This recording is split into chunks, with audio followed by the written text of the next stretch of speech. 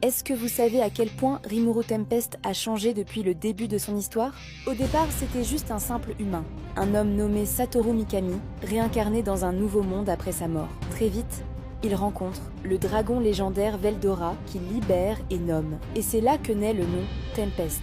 Grâce à ses pouvoirs d'absorption et d'analyse, Rimuru devient bien plus qu'un monstre. Il rassemble les races du Jura, crée sa propre nation, le royaume des monstres. Mais son ascension ne s'arrête pas là. Avec la compétence grand sage, une intelligence qui optimise ses stratégies et capacités, il devient capable de prédire et contrer des ennemis autrement impossibles à battre. Après la guerre contre Falmut et la tragédie de ses alliés, Rimuru franchit une limite interdite.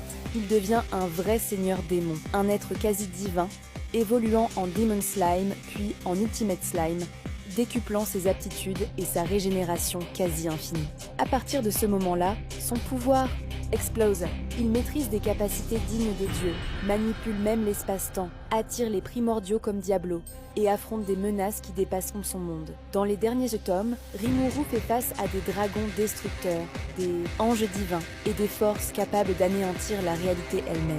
Au-delà de ses pouvoirs, Rimuru est aussi un souverain sage. Il gouverne sa nation, forge des alliances et bâtit une société où monstres et humains coexistent. Du simple slime au roi des démons et gardien du monde, Rimuru est devenu l'un des êtres les plus puissants de toute la fiction isekai. Et le plus fou, c'est que